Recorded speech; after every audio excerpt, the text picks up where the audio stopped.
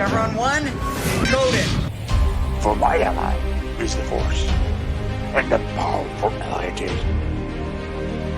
Life creates it, makes it grow. You failed, Your Highness. I am a Jedi, like my father before me.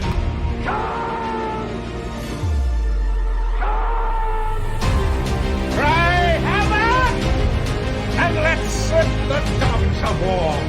Chevron 2 is coded. Conan, what is best in life? Crush your enemies, see them driven before you, to hear the lamentation of your women. It's all in the reflexes. Well, also said you're heavy into martial arts, Tai Chi and all that killer stuff. I suppose we have to register you as a lethal weapon. Chevron 3 encoded. And somebody ought to belt you in the mouth. But I won't. I won't. The hell I will. Chevron 4 encoded. Do you expect me to talk? No, Mr. Bond, I expect you to die. Chevron 5 encoded. You take the blue pill. The story ends. You wake up in your bed and believe whatever you want to believe. You take the red pill. You stay in Wonderland. And I show you how deep the rabbit hole goes. Chevron 6 encoded. Now, come on, you can, monkey boy. Great Scott. Back off, man. I'm a scientist. You shall not pass! I thought I'd die fighting side by side with Al. What about side by side with a friend? A day may come when the courage of men fails, when we forsake our friends and break all bonds of fellowship. But it is not this day.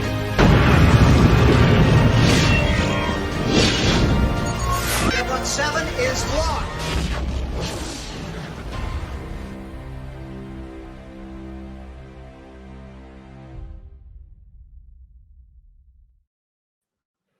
Howdy and hail, everybody. Welcome back to Saturday Night Drive-In. We've been gone a little bit, but we are here, and we're here to have a good time. We're here to do what we should all do once in a while, just take it easy and enjoy a movie without all the stress, without all the drama of the world and the internet at large. And I welcome back number one Jed, still number one Jed. Jeremy changed that for me. I didn't actually do it, so I forgot about it. Yes. I'm always number one. We just need to make that clear. You're number one with me, Jed. I've been lonely without you. Listen, Dermy's been muscling in on your territory, and you need to gonna have to bitch slap him. Yeah, you gotta pimp slap him, man. You gotta pimp slap him, put him in his place. Remind him who's in charge here. But welcome back, Jed. I hope you had a good time with all the Vegas stuff and traveling around. Wish I could have been there, but hell, I can't afford to do that shit right now. So. No, I didn't afford to do it myself either, so that's the only way I went. Yeah, but it was a good time. I watched the streams, I saw the stuff, and you guys had a ball there, and I'm glad you had a good time. And it was really fun, wasn't it, to be there live this time? Oh yeah, it was a blast. It's great to be back though, back in normal schedule, at least roughly so, and getting back to the grind. But yeah, Vegas was amazing, hanging out with the Geeks and Gamers crew, running the live stream for part of it at the event. Yeah. That was crazy. That was a big moment for me. But yeah, it's great to be back to driving. I feel bad. I feel like I have done 2 of these all year. Dude, it's fine. I mean, so you're cheating on me, and you went to Vegas. I don't want to know what happened there. I mean, I'll forgive you either way, so it's fine. Anyway, we are back here with Saturday Night Drive-In. It was my pick for this week, and the following weeks it's kind of an agreed upon picks, and then after that, between other stuff, Jed will get a couple more picks before we take another break early June, and then we'll be back for the summer and all the good stuff. But this week, it was my pick. I chose the 1992, I consider it a hidden gem, Diggstown, starring one James Baste Woods and Lou Gossett Jr. I adore this movie. It is I consider it one of my feel-good movies. Mm-hmm. I watch it multiple times in the year. I just settle in, I put it on, and I just have fun with it because we were talking about this agreement with Jed. It's from an era where the movies knew exactly what they were. Oh, absolutely. It doesn't take itself too seriously, and that's part of the charm of it. And it's just a movie. It's just that. And I love self-awareness in films. It's a lost art, in my opinion. Yeah. So before we get into it, what is Diggstown? Diggstown is basically, it's a con story. James Wood is Gabriel Kane, who is a con man who is getting out of prison. But while in prison, he learned that the town of Diggstown was basically completely taken over and controlled by one man. I just forgot Bruce Stern's character's name. Shit, I just forgot it. I know this. God, boomer so early. Terrible. Well, Bruce Stern's characters, I just forgot it out of my head. I'll have to go look it up on IMDb in a second. He took over the whole town, and basically James Woods wants to con him out of all his wealth. And it was done on the down and dirty, because it's based upon Diggstown is built around a mythical, iconic boxer called Charles Macomb Diggs, who was, one of those classic Great White Hope boxers, the white guy who was supposed to take it all the way. But he had a fight where he took too many blows to the head, or so you're supposed to believe, and he was left a vegetable in a wheelchair. But Bruce Stern's character, I got to look it up. I can't say this whole time. Let me look it up real quick. I completely forgot. I just watched it again yesterday. I'm terrible. I'm getting old. All right. While I'm doing that, Jed, this is your first time seeing it, right? Yes, it was. And I went into this with zero expectations at all. I didn't watch a trailer. I didn't look it up on IMDb. I didn't even look at a poster. And until recently on this very show, I didn't know who Lou Gossett Jr. was. And I don't think I've ever seen a James Wood movie before either. And so I have no expectation. I knew the chick. I'd seen the chick. And Heather stuff. Graham. Oh, yeah. Heather Graham's got it going. But here's our moment of Heather Graham, guys.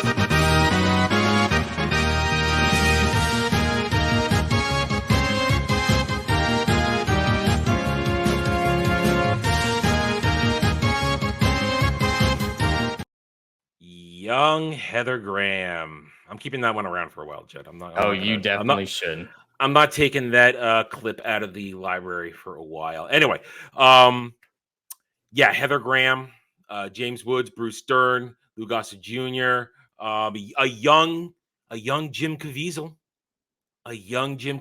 in there. Randall Tex Cobb, another classic '80s guy.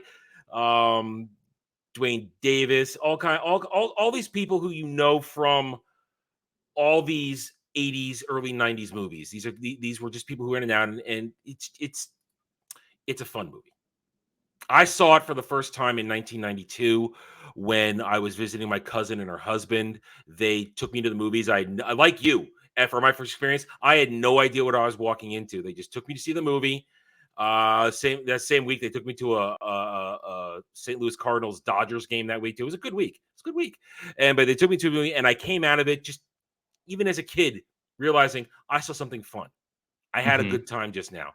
And as I was saying, so Robert Guillaume, that's Bruce Stern's character. Robert Guillaume owns a town. James Woods and his crew want to just sucker him out of the money. Problem is, how do you do it?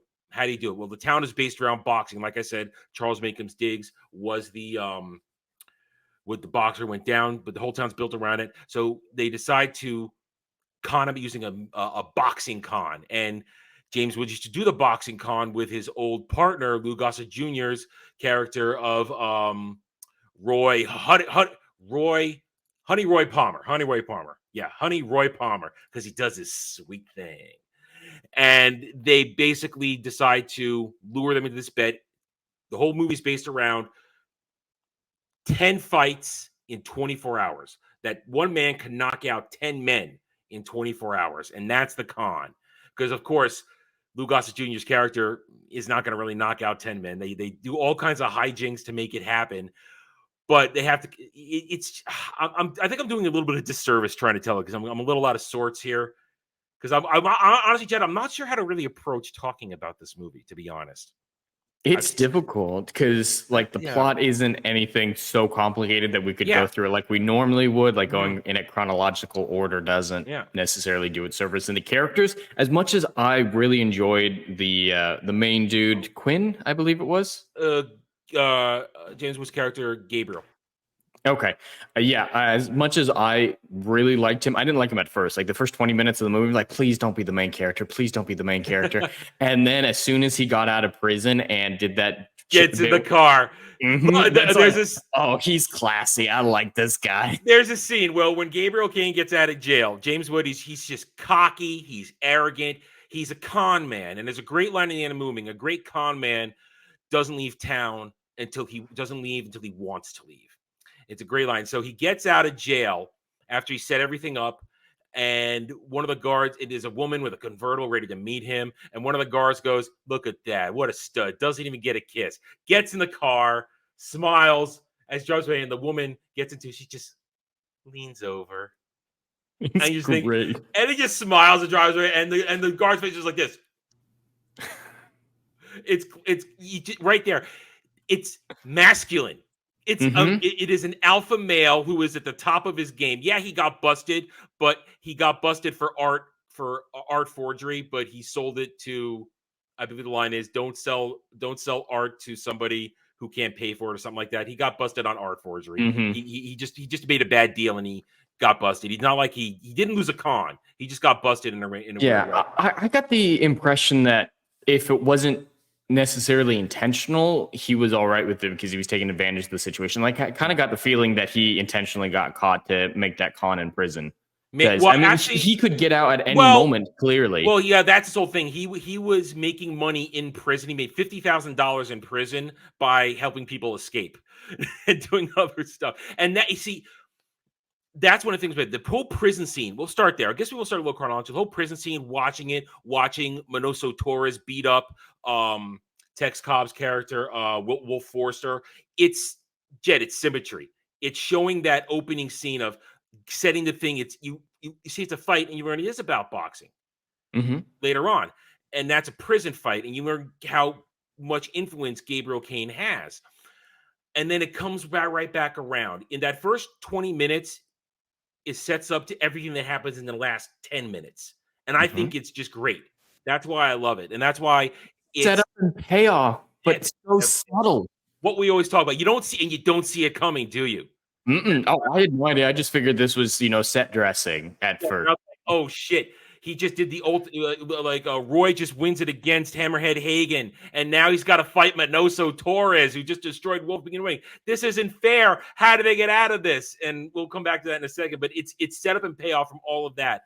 But Gabriel Kane comes out. He's this arrogant guy, and I don't think it got busted on purpose. I think because he didn't learn about the Diggstown hoax. Where I don't think he got.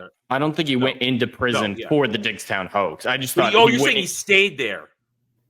He either stayed like I don't know. He just seemed so unconcerned with it and so happy with his con that he had in prison. I got the impression that he might have gotten arrested on purpose because how casually he's like, never let this one guy do art or whatever. Like just the way he said that, it seemed like something that he was too intelligent to do. I got the impression that it's like, I would be an idiot if I had actually done what I got arrested for. This is the great thing of somebody who's seen it for the first time. That's ever actually occurred to me. How many times I've seen this movie in like 20, 30 years. I mean, So what I got from it is that he intentionally messed up this deal and got caught so he could go to prison and make all that money. And while he was in there, he met the cellmate and the Diggstown deal. Yeah, that was the impression I got. Yeah, the Wolf Forster, who basically was framed for being a drug kingpin in small town. Is this Georgia or is this South Carolina? I think it's Georgia. I didn't see. I think it's supposed to be Georgia. Who got framed because he found out that Robert Guillaume doped up Charles Macomb Diggs to throw the fight because Charles Macomb Diggs had integrity and he wouldn't have thrown the fight, and that's why he's a vegetable. And during that, Guillaume stole the entire town. He literally owns the entire town except for one farm out on the perimeter, and that's the whole thing, to steal the town back to get the money. But it's done originally. This is why reason I enjoy this movie. It starts off on just the light idea of, we're gonna con a bad dude, we're gonna con this prick who's a bad guy out of all his money with a fake fight scheme, and we're gonna do it. It's great. And it starts with that, but then it gradually, Jed, grows to a more serious tone, and it hits proper points, I would say, it earns it along the way. Oh, absolutely. And the tone, I feel like, just like you're saying, the tone really transitioned after the brother died in the locker room. I feel like that was the moment. Like, just That's like it, yeah. in the next season, or in the next scene, Lou Gossett Jr. said, this isn't about money anymore. Yeah, And that's it right everything was a there. lot more serious. Everything was, we're taking this guy down. It wasn't about the money. Yeah. And like all the profits are pretty much going to the benefactor, the balding guy with the ponytail. He was gonna get. Well, no, he gets hit. Well, that's he gets a lot of the money. He's the one. He's the one backing Gabriel Kane. He's the one backing Kane, and he gets his cut. But then basically, Kane gets his share. But then Kane gets all the property and the rest of the money because Guillaume was worth about $2 million, and half of that was in property around town. So, God, what's the? Let me check the. I want to get it right. The guy who played Victor Corsini. Yeah, I really did. It's a small role, but I like the addition of basically the Florida Mafia. Just involved, this Florida Mafia guy just involved in it because he used to back Kane. And here's a great line: "Don't make me kill you, Gabriel. I hate killing my friends." I love that. It's great, and his henchman Pablo, who wants to kill Kane so bad.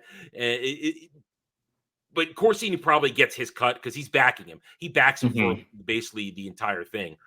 But I'm just guessing how it all works out. I think Kane kept all the property in the end and got his share of the cash, and Victor gets his profit on it from doing it, and also probably just enjoyed the whole thing because you can tell he enjoys watching Kane work. He enjoys watching Gabriel work. Yeah, it's a fun thing. But yeah, so the movie goes from the height of okay, we're doing the con. And then we're getting serious with the fight and fight this, that, and now where Roy goes serious and Lou Gossett Jr. shaves his head again because starts off. I mean, Lou Gossett Jr. He's famous for his bald head. That's one of his iconic images. He's famous for being bald all through the 80s and the 90s. And he starts off with the crown of hair, but when the fight starts, he shaves it off. You get a hard guitar riff as he does it. It's like yes, we're ready to fight. And like you said, it's nice and easy. We're just having fun with the con. You got a guy. They do all kinds of things to get the fighters screwed over. Like one guy, they gave him the brown bottle treatment. They called it. Basically, it's like liquid laxative, and he's farting around in the ring, and he has to forfeit the fight. All kinds of stuff. But then, like you alluded to, at one point, there's the Bigsby brothers, Hambone and well, I forget there's something in here. Well. Hambone and his Busby brothers. Hambone and Slim. Hambone and Slim. And Slim's the younger brother, and he's stupid. And in order to have them be part of the con, Gabriel's crew buys him off for $5,000. Problem is, the kid is stupid, and he hides the money underneath the seat of his truck. Yep. And at this point, we know that Guillaume is a bad dude. He's a bad character. He is a thinker. The son of a bitch thinks. And he's smart enough to find the money. And like Jed said, this is where it takes a great turn in terms of the storytelling. It's been light. It's been fun. We've been having a good time. But then suddenly you come to the locker room. He threatens Hambone, who's the fifth fighter in the first half of the 10-man fight. His brother they threaten to kill his brother. I mean, you didn't see that coming, did you, Jed? No, not necessarily, because just like we said, this was a very lighthearted movie, and so when it suddenly gets serious, you have to like lean forward and be like, "All right, what's going on here?" It reinvests you in the movie because, like you'd said at the beginning, it's a background movie. It's just kind of that fun, not really paying attention to it, but that moment is just like, "All right, this is something a little bit more serious. There's something else going on here." It's the second one because when Wolf, Rex Cobb's character, Tex Cobb's character, when he comes in. When he was supposed to come back, and his sister is Heather Graham's character, and Gabriel and she are going to pick him up at the train station. No, he comes back in a wooden box. He's been murdered on the way back. That's when it starts to take the serious turn. Where okay, now there are people. There's more going on here, and Gabriel says maybe Wolf was never supposed to come back. Maybe he was never supposed to get out of jail because he knew the big secret that Guillaume basically, for all intents and purposes, killed. Charles Macon Diggs. He turned him to a vegetable by doping his nasal spray. But then Guillaume threatens to hang Slim if Ham doesn't beat Roy in the fifth fight. And Ham turns on them and gives. At that point, Roy hadn't had a real fight. It's the first fight. He'd been basically dicking around, listening, doing all right, but now it's a real fight. And one of the line, the first brother, because what happened is Guillaume had already found the money, but when Slim was in the ring, he basically just danced around, didn't mix it up, and he didn't sell it, as the term is, didn't sell it. And then the term is one busted brother won't fight, the other one won't stop. And Roy has to beat him down in a real fight. And then it's heartbreaking because Ham goes down and he starts yelling for Slim and he just runs in the back. And then you'll go in the door and there's Slim. They hung him. And it's like, oh shit. I mean, and then this pretend suicide note of, oh, he was set on winning all the money for knocking out Roy. And Ham's breakdown of they didn't have to kill him, Roy didn't have to kill him, wasn't not right. It gets emotional right there. And the movie still knows what it is, but you're invested in these characters enough that you feel for it. And now that's when it takes that turn. This ain't about money anymore. And that's when also at the same time, another plant in Gabriel's crew, I forget the silver hat wearing guys, he gets caught, gets beat up, and it's serious. It's about more than that. And that's why I appreciate this movie, because you have it earns its way through it. You're connected to everybody. You know these guys are cons, they're con artists, but it's still some real fighting in there. But it's Robin Hooding in a way. That's what I was about to say. Yeah, there is a way to make people likable as the assholes or as bad guys, and this movie does it well. There aren't really any character arcs that I would say. Lou Gossett to a certain extent, but it's more just going back to the way it was. Like the character work is simple, but it's the performances that I think really nail why they're likable, and it sells the Robin Hood aesthetic. Like if they just came off as bad actors, the audience wouldn't care who won in the fight. Absolutely not. The story does not support you supporting them. There's not enough narrative meat, but it's just the way that they behave, the way they act, the way that they perform that makes you love them. And there's a lot of it's I want to say show don't tell, but don't actually show it. It's kind of a show tell don't tell. I'll explain myself. We know that Roy and Gabriel have history, and at one point Gabriel did something in Moline where he lost faith in Roy during a fight and threw in the towel. And Roy has never forgiven him because Roy lost a lot of money. It was a cash fight. And that's why Roy isn't on board with the fight, the whole con in the beginning. But then Gabriel gets him. But by the end of it, the whole thing, that's there. It's a small narrative. It's a small character narrative between them, but it's simple and it works. And you don't really know what happened in Moline. You don't know what happened in the fight. But you don't need to. You just know that there was a small schism. They've come together. But another thing comes around that still brings it home when we learn when Guillaume is doing the research on Roy to try and figure out how to stop him because they bring in the Ringer. This should be called. This is based on a novel called, I believe, called The Ringers or something like that. And his only recorded loss was it's a guy called Hammerhead Hagen. And again, when I was a kid, I didn't see that coming. I didn't see they were going to bring in Hammerhead Hagen.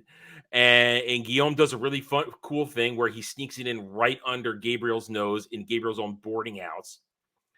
And he doesn't see him. And of course, Gabriel never knew Hammerhead Hagen because that was when Roy was fighting before they met. And we go through the whole fight. I mean, the entire third act is the fight. And Roy has gone through so many things. We're in the back half now. He's serious about the back half of the fight starts where this guy called Sonny comes in. He's dancing around. The girls love him. The crowd is cheering. He blows smoke in Roy's face from a cigar. And they just start and he just goes like this. And Roy just does a right hook and takes him out in one punch. Says, bring out the next one.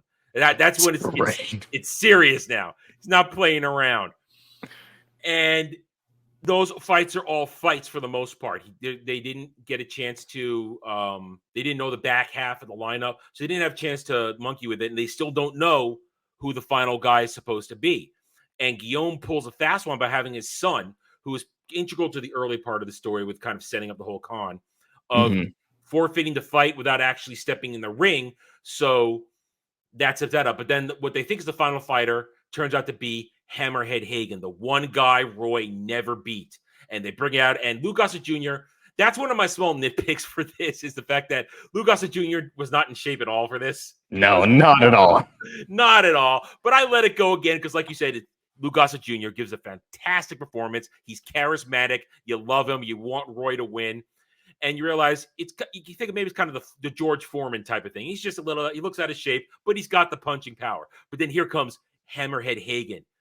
Big, muscly, huge, fresh. Roy has been fighting for 20 hours, 22 hours at this point. Took a break in between, but he is beat, and he just went through the fight against Ham Owens, against Tank, 280 pounds of Tank, and he's all beat up, and now here we go, Hammerhead Hagen. And he comes in there, and all he says is, boy, you look like shit. How's this feel? Combinations, and Roy is just on the defensive immediately. Mm-hmm. But here's where it comes great, Jed. They set it up. He's beat to pulp. He's bloody. We're talking Rocky bloody here. Mm-hmm. And Gabriel's saying, don't make me watch you die. I mean, Gabriel, they're friends. He cares about him. Don't make me watch you die in there. Don't give up on me. Don't do Molina over again. And Hagen is he's beating the crap out of him. Even though Roy obviously gets some good hits, and Hagen's beat up too. Spits out a tooth at one point in between rounds. But then Roy goes down, and he's having trouble getting up, and the classic move, throwing in the towel. That means it's over. Mm-hmm. And looks up, and Charles Macon Diggs. Now, at one point earlier, at the end of the second act, Roy has a conversation with Charles Macon Diggs on his porch. And it's just a bonding, like, I feel like I'm fighting you, this town. It's you that I'm fighting. Mm-hmm. And I heard what they did to you. I heard what they did to you, how they stole your life from you. And basically, I'm going to make sure they pay for it. And he looks up, and Charles Diggs is watching him. And it's just that classic thing of the crippled guy just moves one finger, which means that little part of his brain that still works, the fighter in him is watching him fight, and he's invested. He sees he's fighting. Have the heart. And Roy sees it, and Roy starts to get up as Gabriel throws in the towel, and then Roy grabs it. Here comes the guitar riff again. Takes it, throws it back at him. And Jed, how do you feel about this moment where he gets up and the hero music plays and the combinations are working? How did you feel when that happened, man? When he takes over? It was earned. It was so earned. That was the most. That was the defining aspect of that scene for me. Because the hero moments, I'm not as susceptible to them as you are. I usually roll my eyes at a lot of hero moments, especially like in modern Marvel movies. They feel like they're coming a mile away and they're not earned. But that was a moment where I'm just like, all right, you might be out of shape. You might not look like you can actually do this, but you've proven that you actually care with your performance. So I cared. I was ready for him to waste that mofo. I was there for it. And he does it. He basically does a sweet thing. He's moving. He's beating him with speed at that point. A combination of speed and light power. And he's just moving, and he's hitting the combos, and the music. We'll talk about music again. It's the perfect hero music, and he wins it. And it's great. And you're cheering like, yes! Yes, and everybody's happy. I can't believe it. I did it. But then, and again, we're talking about this because this is the climax of the movie. The middle of the movie, it's just the training, it's the building, it's the relationships. This is where the good stuff happens. And then Guillaume comes on the ring apron and says, "When would you like to start the last fight?" And I said, "What are we talking about? 10 men, 10 fights. Your boy forfeited." Mm-hmm. Yeah, but he didn't step in the ring. And then it's, oh shit. And then here comes the warden from the prison, and all because the whole deal was any man in Diggstown is Oliver County, and any man who's a resident of Oliver County is a Diggstown man. Well, the prison that Gabriel was in Oliver County. And here comes the warden who had been snarky in the beginning, and here's Manoso Torres, the guy who ripped Wolf apart at the beginning of the movie. Now, we need to flash back to earlier in the movie. When Gabriel's first putting the con together, when his boy Fitz, played by the always enjoyable Oliver Platt, We always enjoy Oliver Platt in a movie. But enjoy Platt. When Fitz and everybody, we're all setting it up. At one point, when Gabriel and Guillaume first come together, they're in the same ring when there's a boxing match, and Gabriel was in his seat, and he did it on purpose, did everything on purpose to get Guillaume's goat, and they make a friendly wager on the boxing match happening, and Gabriel says, "I hate watching a boxing match where I know what's going to happen. I hate it because it's boring, it's predictable." Like this guy right here, I knew he was going to eat canvas the minute we started. And they say, "Want to make a bet?" "Yeah, let's make a bet." And then when they make the bet, Guillaume calls out to the guy in the ring, says, "Hey," says his name, straightens his tie, classic Caesar, take the fall.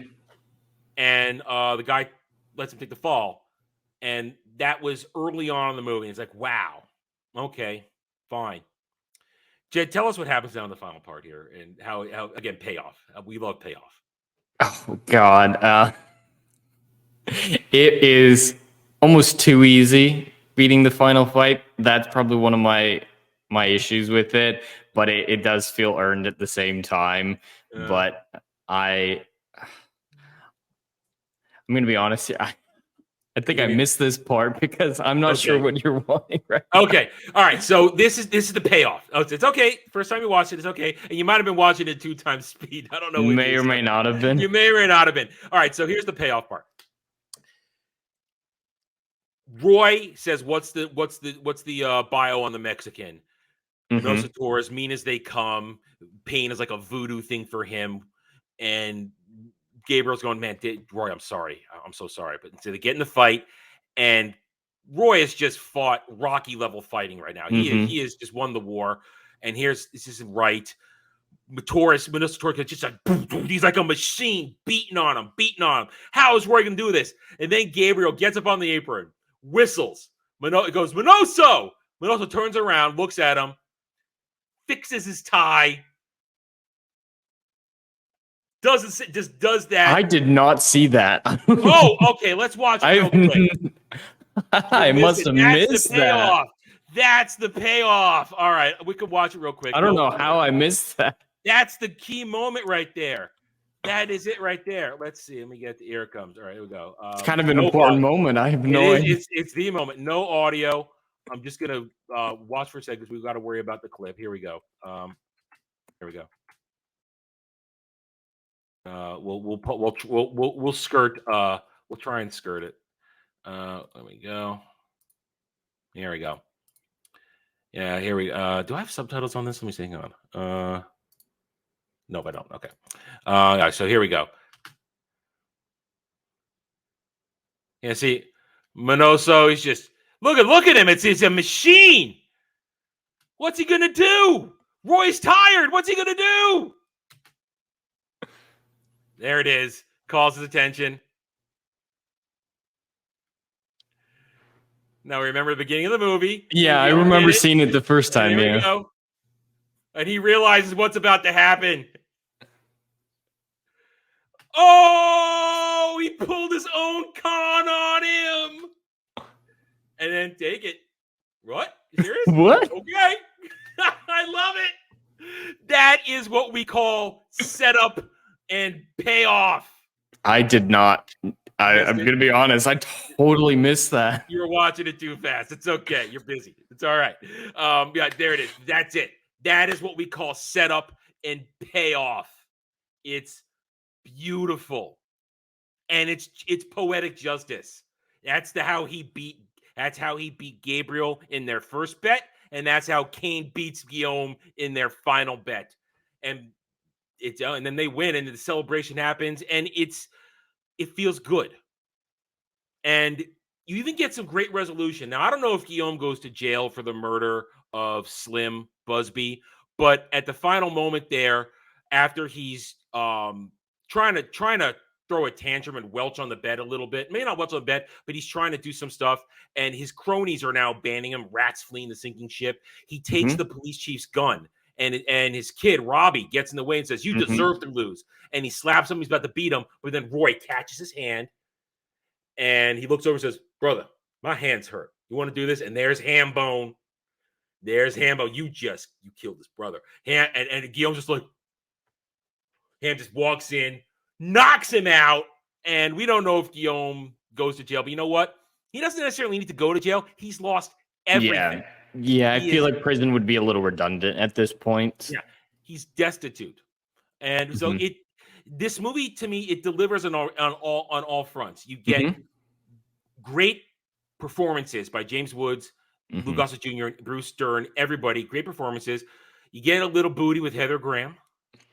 Get a little booty with young Heather Graham. That's young Heather Graham.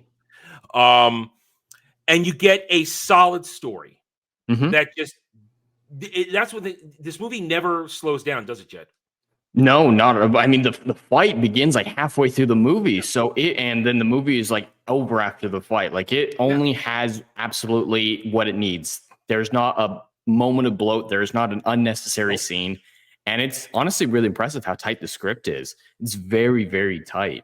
1 hour, 37 minutes of just sit back. We know what we are, and you get the light to the appropriate tension, appropriate what's the word? What do we say? Appropriate stakes, and it's a fun time.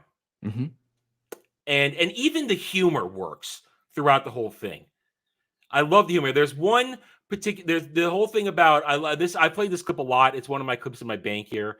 During the fights, during the whole fight.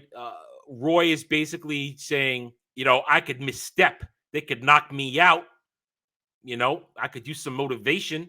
And Gabriel's terrible motivation. And they keep trying to this thing. At one point, they do this line. It's one of my favorite lines of the movie. Okay, look, he's bigger than you are. He's tougher. He's faster. He's younger than you are. He hasn't fought 22 rounds today. But you remember this. You are black. He goes, what is that supposed to mean? I don't know. I'm trying for a roots thing. It's supposed to be motivation. Well, your motivation stinks. And it's that was great. I love it. And I love that clip because it's just using race humor appropriately. And it's everybody's in on the joke. And it's just funny. And it's also just part of that theme there.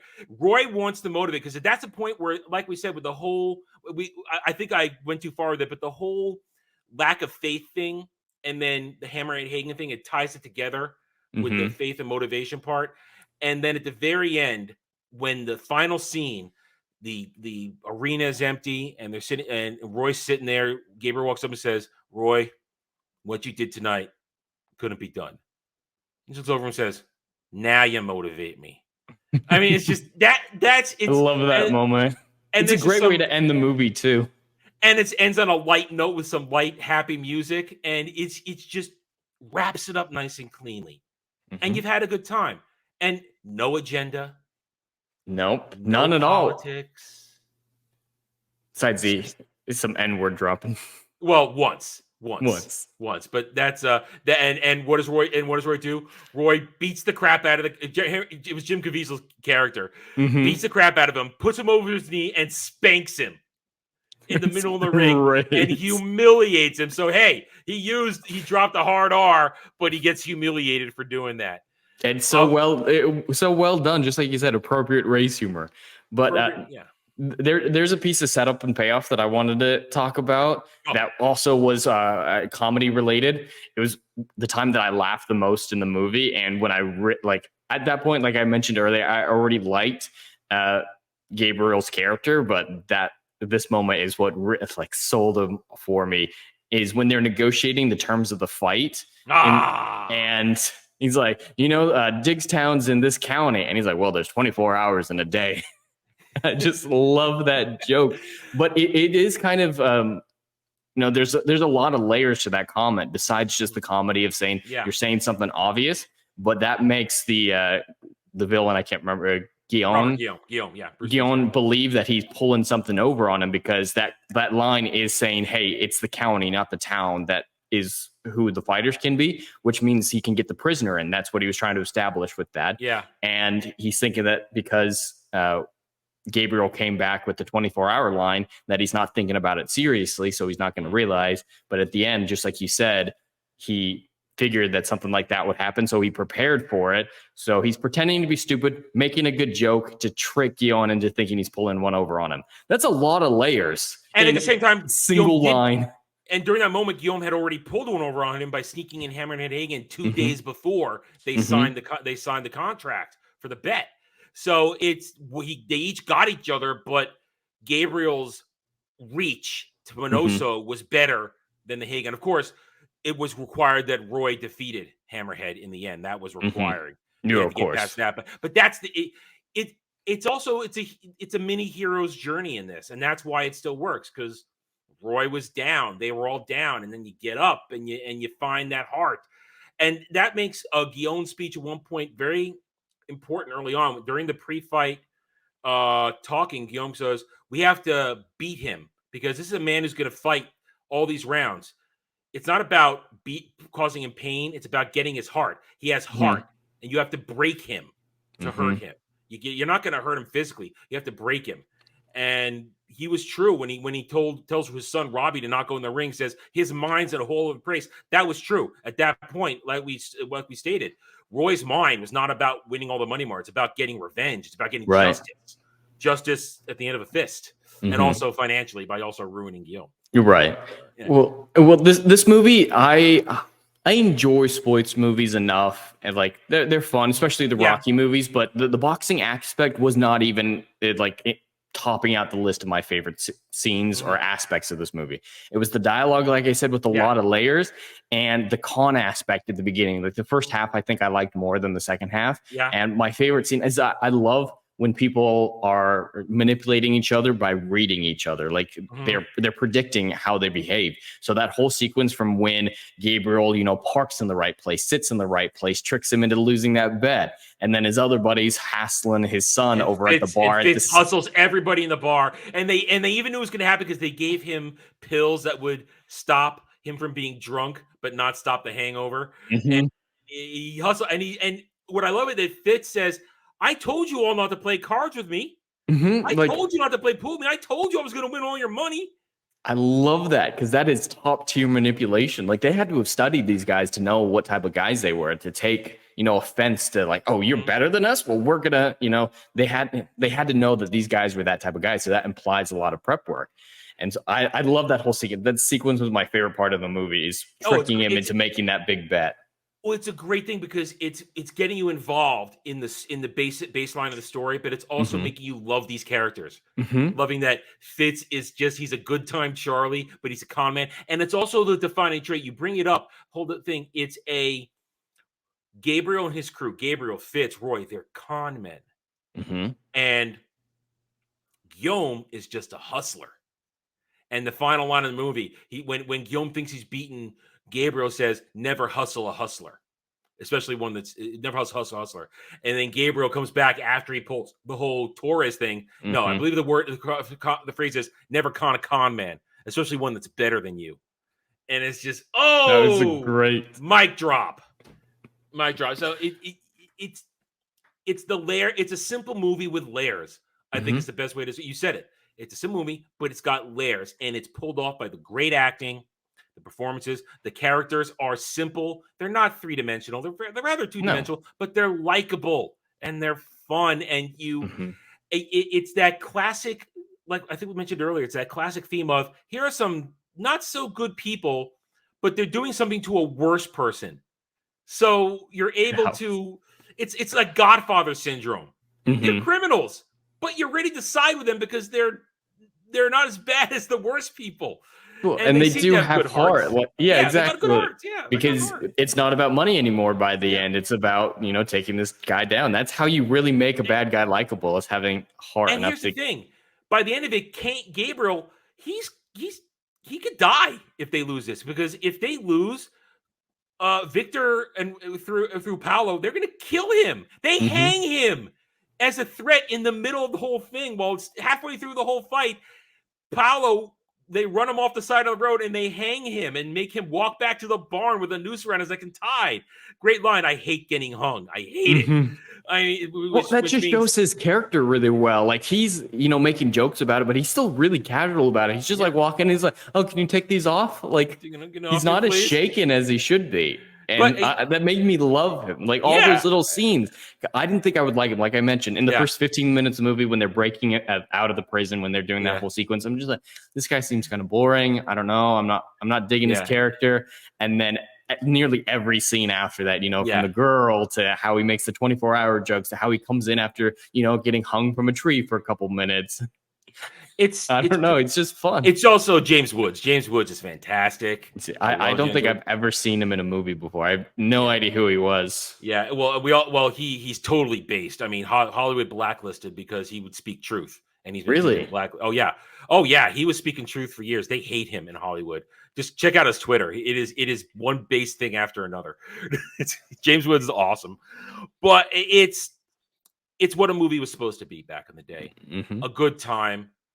Not complicated, and the good guys win in the end, even if they're not so good guys. Mm-hmm. And what I like also is I sort of appreciate that they hinted that there was something between Gabriel and Heather Graham's character, that there could be something, but they didn't divert from the story too much to give us a romance.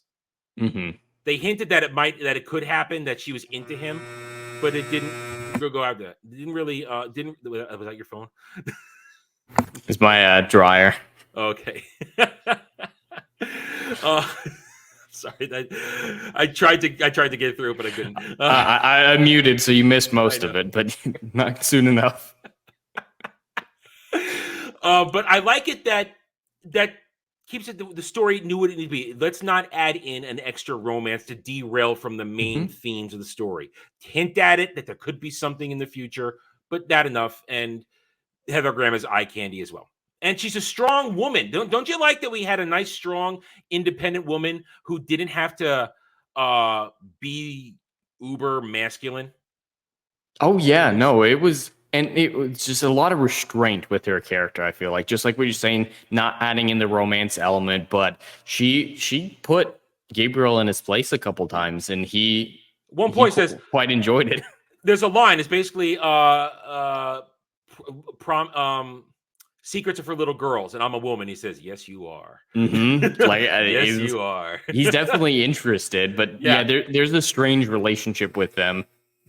Like it could have been something more, and it might go some but realizing this takes place over like a week, a week. There's the setup for a week, and then the preparation for the fight takes place over a week. And so there's not enough time for a legitimate romance story. And I appreciate that they didn't shoehorn one in there. There was flirting, appropriate flirting, and then just let it go and then let it happen. And she exits the movie when she takes their other guy to the hospital after he gets beat up. And that's it. But I appreciate it. It's just a movie that knows what it is, with great acting, great story, and great payoffs.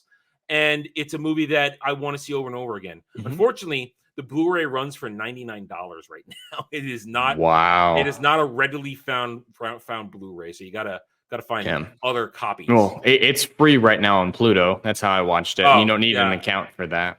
And I have my own copy that I've had for a while. I mean that does help, but for the general public, it's free right now. Yeah. But I miss movies like this. Like this came from the era of Hollywood where if you're going to the theater, you're going to see an actual Hollywood movie. There was an understanding that you would enjoy yourself. It might not be a great movie, but you had a good chance of just enjoying yourself.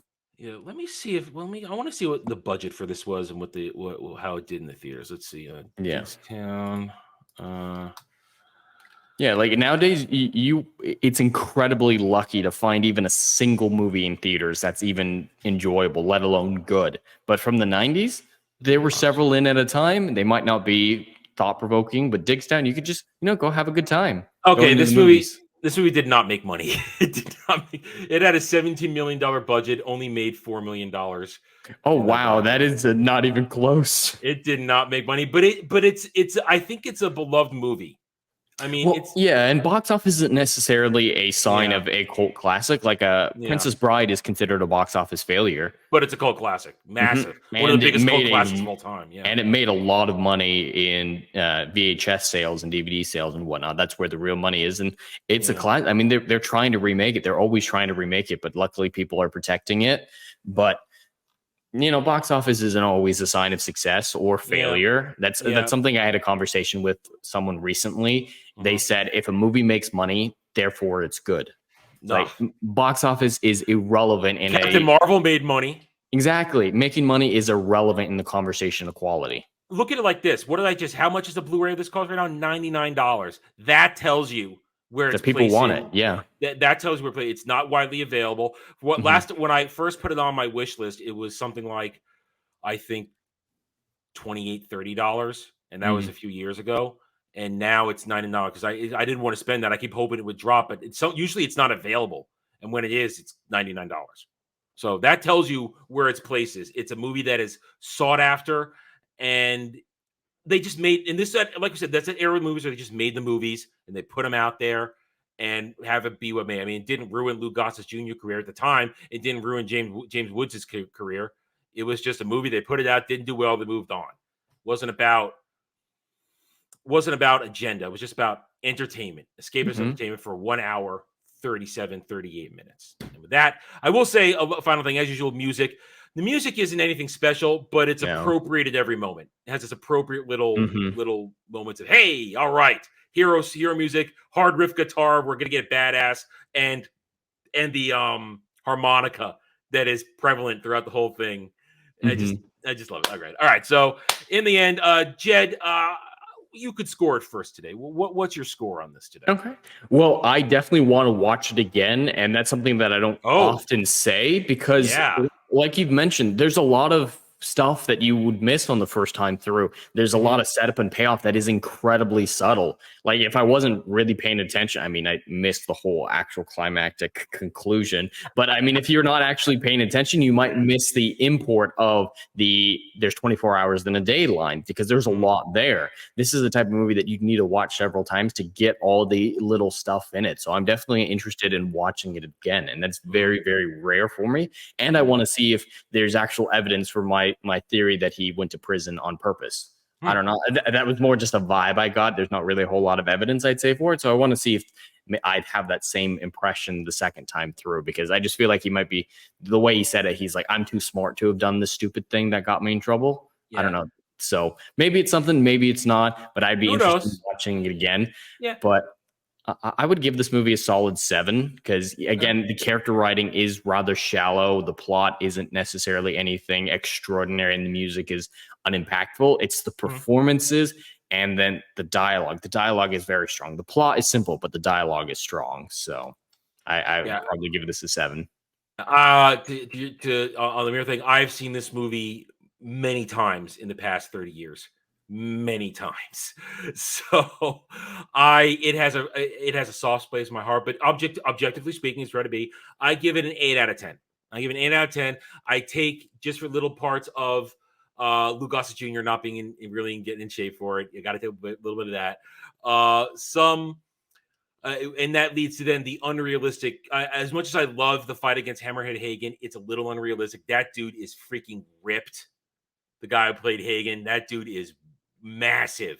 Oh yeah. And it's just it leaves it, but I'm okay with it.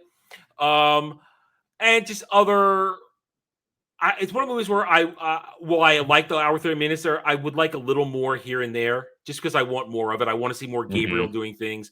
So but I'd love a sequel. Not now though. Not now. We never they wouldn't get one. 20 years ago maybe. Yeah. So I mean it hits all the right notes for me. But objectively speaking, 8 out of 10. It's not like I said, it's not a perfect movie. It's not Shakespeare, but it's happy all the way through. Anyway, there we go. Thank you guys. Next week, we really get into it is May. And with May comes a very special time of year for us who are nerds. Star Wars appreciation. Real Star Wars Day is coming up May 25th. And next weekend, we're spending the next 2 weeks celebrating Star Wars, since we've already covered A New Hope last year at this time. This year, next weekend, Empire Strikes Back, baby. Empire Strikes Back next weekend. What is it, May 12th? Next weekend, May 12th. Or is it May 11th? God damn it, I can't do math. Let me check the calendar. That's what be sure, as you guys know. Yeah, May 13th. May 13th. Yeah, I can do math. Great. May 13th, Empire Strikes Back. And then on May 20th, 5 days before Star Wars Day, we are also doing Return of the Jedi. Yeah. So we're going all in on Star Wars. And then for May 27th, Jed will be picking the next movie for that. So join us as we have fun with old school Star Wars and hopefully remind you that you can still love Star Wars. You can ignore Disney Star Wars because real Star Wars is still there for you. Anyway, thanks again, everybody. We'll see you next time. Have a good night or day wherever you may be. Take it easy. And there it is. Click. Chevron 1, encoded. For my ally is the Force, and the powerful ally it is. Life creates it, makes it grow. You failed your friends. I am a Jedi, like my father before me.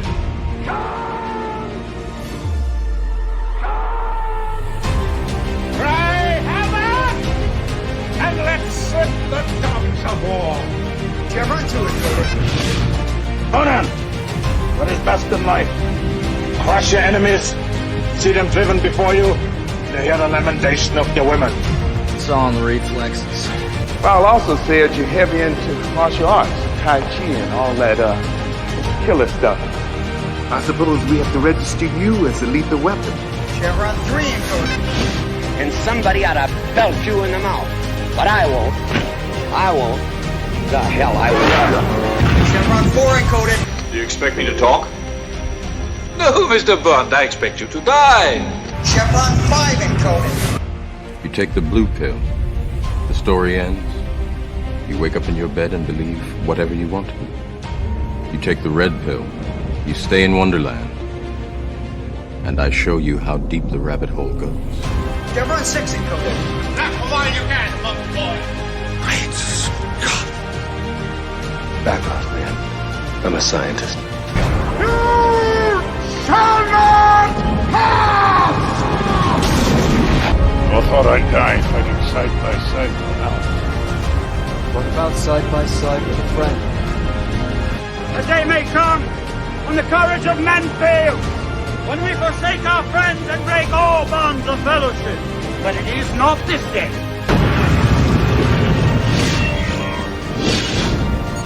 Chevron 7 is locked.